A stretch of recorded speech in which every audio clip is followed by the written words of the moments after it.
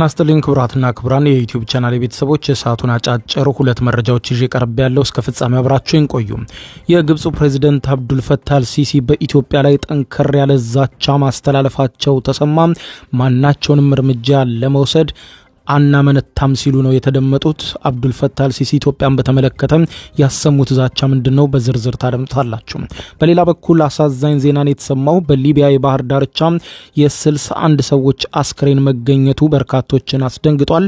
ይህንን ከሊቢያ ባለስልጣናት በኩል ይፋ የሆነውን አሳዛኝ መረጃ እንዲሁ የማስደምጣችሁ ሌላኛው ጉዳይ ይሆናል። እስከ ፍጻሜ ቆዩ። ዝርዝር መረጃውን አድምጡ። የዩቲዩብ ቻናሌን ሰብስክራይብ በማድረግ የደወል ምልክቷን መጫን አትዘንጉ። በርከት ያሉ ዓለም አቀፍና ሀገርኛ መረጃዎች ዩቲዩብ ላይ ሲጫኑ ቀድሞ ለእናንተ ማስታወቂያ መልእክት ወይም ኖቲፊኬሽን ይደርሷችኋል። ወደ ዛሬው መረጃዎች ዝርዝር አለፍኩ። አብረን እንከታተለው። በቅድሚያም የግብፁ ፕሬዝዳንት አብዱል ፈታህ አልሲሲ በኢትዮጵያ ላይ ጠንከር ያለ ዛቻ ሰነዘሩ። ግብጽ የውሃ ደህንነቷን ለማስጠበቅ አስፈላጊ እርምጃዎችን ሁሉ ትወስዳለች ሲሉ ነው አልሲሲ የተናገሩት። ኢትዮጵያም በአባይ ወንዝ ላይ ገንብታ ካስመረቀችው የህዳሴ ግድብ አንጻር ግብጽ ብሔራዊ ጥቅሟንና የውሃ ደህንነቷን ለማስጠበቅ አስፈላጊ የሆኑትን ሁሉንም እርምጃዎች እንደምትወስድ ነው ፕሬዝዳንት አብዱል ፈታህ አልሲሲ በኢትዮጵያ ላይ ባነጣጠረ ዛቻቸው ያስታወቁት። ፕሬዝዳንቱ ኢትዮጵያ ታላቁ የህዳሴ ግድብን በማስተዳደር ላይ እየተከተለች ያለችው ኃላፊነት የጎደለው አካሄድ ነው በማለት የወነጀሉ ሲሆን ግብጽ እጇን አጣጥፋ አትቀመጥም ሲሉም ተደምጠዋል። አልሲሲ በዋና ከተማቸው ካይሮ ለተካሄደው 8ኛው የውሃ ሳምንት ተሰብሳቢዎች በቪዲዮ ባስተላለፉት መልእክት ግብጽ ዲፕሎማሲና ዓለም አቀፍ ተቋማት በይበልጥ በተባበሩት መንግስታት ድርጅት ላይ መተማመኗን እንደ ድክመት መቆጠር የለበትም በማለት ዛቻቸውን ንግግር የጀመሩ ሲሆን ግብጽ ታላቁ የህዳሴ ግድብ ከአባይ ወንዝ የምታገኘውን የውሃ መጠን ይቀንስብኛል ስትል አጥብቃ ስትቃወም የነበረ ቢሆንም ፕሬዝዳንቱ እሁድ ዕለት ባደረጉት ንግግር ላይ ግን ባለፈው ሳምንታት በሱዳን ውስጥ ለተከሰተው የጎርፍ መጥለቅለቅ የኢትዮጵያን ግድብ ተጠያቂ ሲያደርጉም ተደምጠዋል። ግድቡ ከተጠናቀቀ የውሃው መጠን ይቀንስብኛል ያለችው ግብጽ በአሁኑ ሰዓት ግን በተለይም ደግሞ ከግድቡ ብቻ ሳይሆን ከኡጋንዳ የሚመጣው ውሃ በእጅጉ የበዛ በመሆኑ ከፍተኛ መጥለቅለቅ በሱዳን ተስተውሏል። ኢትዮጵያን ግድቡ ተገቢ ባልሆነ ሁኔታ እያስተዳደረችው በመሆኑ ባልተመጣጠነ የውሃ ፍሰት ምክንያት ባለፉት ቀናት በሁለቱ የታችኞቹ ተፋሰስ ሀገራት ውስጥ ጉዳት ደርሷል ሲሉ ወንጅለዋል። ምንም እንኳን አልሲሲ ይህንን ቢሉም ሱዳን ባለፈው ሳምንት አውጥታው በነበረው መግለጫ ግድቡ እንዲያውም አድኖኛል፣ ከኡጋንዳ የመጣው ውሃ መጠኑ ጨምሮብኛል ስትል ማስታወቋ አይዘነጋም። ፕሬዝዳንቱ በንግግራቸው ላይ ከግድቡ ምርቃት ከጥቂት ቀናት በኋላ የተከሰተው ነገር በግድቡ የሥራ ሂደት ላይ ህጋዊ አሳሪ ስምምነት እንዲደረስ ያቀረብነውን ጥያቄ ትክክል መሆኑን የሚያሳይ ነው ሲሉ ተደምጠዋል።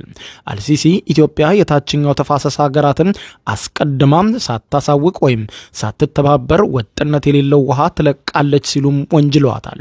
የኢትዮጵያ የውሃና ኢነርጂ ሚኒስትር ግብጽ ህዳሴ ግድብ በአግባቡ ባለመተዳደሩ ምክንያት የተለቀቀ ውሃም በሱዳን ጎርፍ እንዳስከተለ በመግለጽ ከዚህ በፊት ያወጣችውን መግለጫ በሐሰት የተሞላና ተንኮል አዘል በማለት ውድቅ ማድረጉን ከዚህ በፊት መዘገቢያ አይዘነጋም።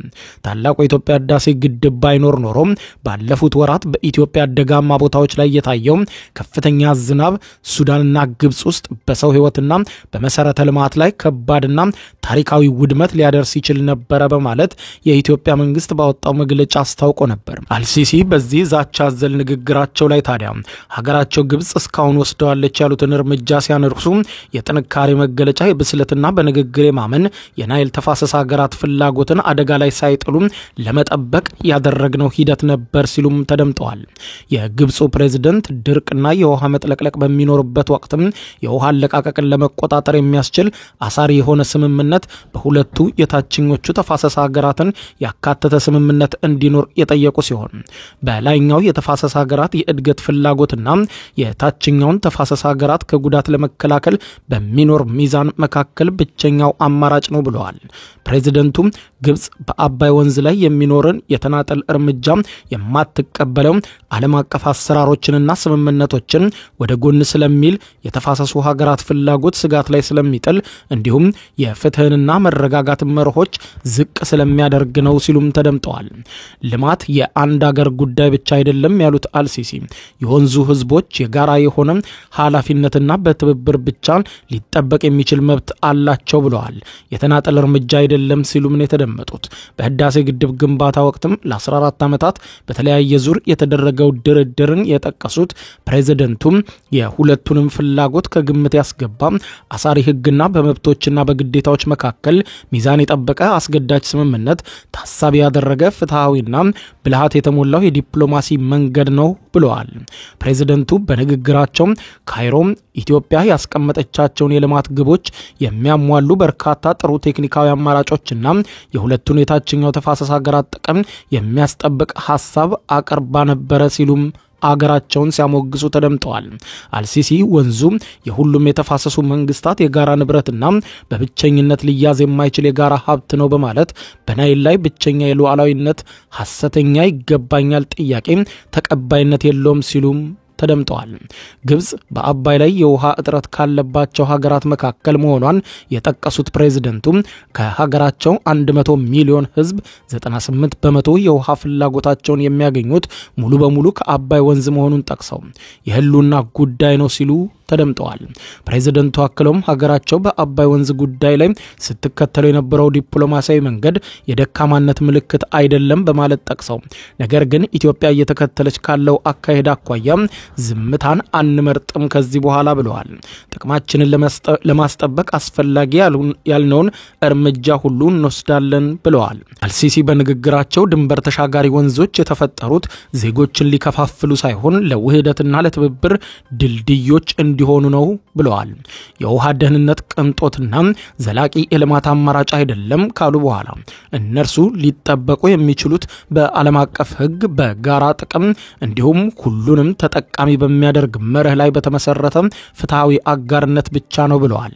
ግብጽና ሱዳን በታላቁ ህዳሴ ግድብ አስተዳደርና የውሃ ሙሌት ላይ ለዓመታት ድርድር ያደረጉ ቢሆንም ሁሉንም የሚያስማማ መቋጫ ላይ ሳይደርሱ የግድቡ ግንባታ ተጠናቆ ስራ ጀምሯል። ግብጽ በአፍሪካ ግዙፍ የሆነውን ግድብ ጉዳይ ባለፉት ዓመታት ለተባበሩት መንግስታት ድርጅት ለአፍሪካ ህብረትና ለአረብ ሊግ በማቅረብ በኢትዮጵያ ላይ ጫና ለማሳደር ስትሞክር ቆይታለች። በዓለማችን በርዝመቱ የሚታወቀው የአባይ ወንዝ ከ85 በመቶ በላይ ውሃውን የሚያገኘው ከኢትዮጵያ ሲሆን የወንዙን አብዛኛውን ውሃ የምትጠቀመው ግብጽ በኢትዮጵያ የተገነባው ግድብ በበላይነት ስትጠቀምበት የነበረውን የውሃ መጠን ያሳጣኛል በማለት ስትናገር ቆይታ ነበር። ግብጽ በአውሮፓውያኑ 1959 የተፈረመውና አብዛኛውን የውሃውን ድርሻ ለእርሷ የሚሰጣትን የቅኝ ግዛት ስምምነት በመጥቀስ የወንዙን ውሃ ሙሉ በሙሉ በበላይነት ለብቻዋ የመጠቀም ፍላጎት በማለት ኢትዮጵያ ይህ ሁኔታን መለወጥ እንዳለባት ስትከራከር ቆይታለች። ኢትዮጵያም በአባይ ወንዝ ላይ ያላትን ድርሻ ባረጋገጠ መልኩ ፍትሃዊና ምክንያታዊ አጠቃቀም ላይ ስምምነት እንዲደረስና ግንባታው የግብጽን የውሃ ደህንነት ላይ አደጋ እንደማይጥል በተደጋጋሚ ገልጻለች። የግብጽ ፕሬዝዳንት አብዱል ፈታህ አልሲሲ በኢትዮጵያ ላይ ለሰነዘሩት ለዚህ ዛቻ ከኢትዮጵያ በኩል እስካሁን የተሰጠ ይፋዊ ምላሽ የለም። በሌላ ዜና በሊቢያ የባህር ዳርቻ የ61 ስደተኞች አስክሬን መገኘቱ በርካቶችን አስደነገጠ። የሊቢያ ባለስልጣናት እንዳስታወቁት ከሆነ በሀገሪቱ ምዕራባዊ ባህር ዳርቻ የ61 ስደተኞችን አስክሬን አግኝተናል ብለዋል። በሊቢያ የጤና ሚኒስቴር ስር የሚስተዳደረው የድንገተኛ ሕክምናና ድጋፍ ማዕከል አስክሬኖቹ የተገኙት በቱኒዚያ ድንበር አቅራቢያ ከዙዋራ እስከ ራስ ልጃር ባሉ አካባቢዎች ነው ብሏል። ማዕከሉ ባወጣው መግለጫ እንዳስታወቀው ሁሉም አስክሬኖች የህገወጥ ስደተኞች ሲሆኑ የ3 ሰዎች አስክሬን የተገኘው ደግሞ በሜሊታ የ12ቱ ደግሞ በዙዋራ ነው ብለዋል። ሮይተርስ የዜና ወኪል እንደዘገበው ተጨማሪ የ34 ስደተኞች አስክሬንም በዙዋራ አቡ ካማሽ እንዲሁም ሜሊታ አካባቢ መገኘቱንም ማዕከሉ ጠቅሷል። እስካሁን ድረስ የ12 ስደተኞች አስክሬን ሲቀበር የቀሪዎቹ ደግሞ ለምርመራና ማን መሆናቸውን ለመለየት ወደ አስክሬን ማቆያ ክፍል መላኩን ባለስልጣናት ገልጸዋል። በማዕከሉ በተረጋገጠ የማህበራዊ ሚዲያ ገጽ ላይ ያጋራቸው ምስሎች በህክምና ቡድን አባላት ከባህር ዳርቻዎች አስክሬኖቹን እየሰበሰቡ በነጭ ፕላስቲክ ውስጥ ሲያስቀምጡ ያሳያል። ይህ አሳዛኝ ዜና የተሰማው ዓለም አቀፉ የስደተኞች ድርጅት በተለይም መስከረም አጋማሽ ላይ 75 የሚሆኑ ስደተኞችን ያሳፈረች መርከብ ከሊቢያ የባህር ዳርቻ ከተነሳች በኋላ በእሳት መያያዟን የተነሳ ቢያንስ 50 ሰዎች መሞታቸውን ካሳወቀ በኋላ ነው። ሊቢያ ከአፍሪካና ከመካከለኛው ምስራቅ መጥተው ወደ አውሮፓ በባህር ለማቋረጥ ለሚፈልጉ ህገወጥ ስደተኞች ቁልፍ መሸጋገሪያ ሆና ማገልገሏን የገለጸ ሲሆን ዓለም አቀፉ የስደተኞች ድርጅት በአሁኑ ወቅት በሊቢያ ከ45 ሀገራት የመጡ 900,000 ስደተኞች እንደሚኖሩ ይገልጻል። እንደ አውሮፓውያኑ አቆጣጠር በ2011 መሐመድ ጋዳፊ ከስልጣን ከተወገዱ አንስቶ ሀገሪቱ ወደ ለየለት አለመረጋጋት ውስጥ ገብታ ቆይታለች። የባህር ዳርቻዎቿ የበርካታ ስደተኞች ህይወት እየቀጠፈ የህገወጥ መተላለፊያ መስመር ሆኖ እያገለገለ ይገኛል ሲል ዓለም አቀፉ መገናኛ ብዙሃን ቢቢሲ ዘግቧል። ክቡራን አድማጮች ለሰዓቱ ብታደምጧቸው መልካም ናቸው ያልኳቸው አጫጭር መረጃዎች የሰማችኋቸው ናቸው። ከሰዓታት በኋላ በሌላ መረጃ ተመልሰን እስከምንገናኝ በያለንበት የዓለም ዳር ቸር እንቆይ። የዩቲዩብ የስኬት ሚስጥሮችን በዝርዝር የያዘው የአቤል ብርሃኑ የወይኗ ልጅ መጽሐፍ ሁለተኛ እትም በገበያ ላይ። ዩቲዩብ ለመጀመር በአጭር ጊዜ ስኬትን ለመቀዳጀት አስበዋል?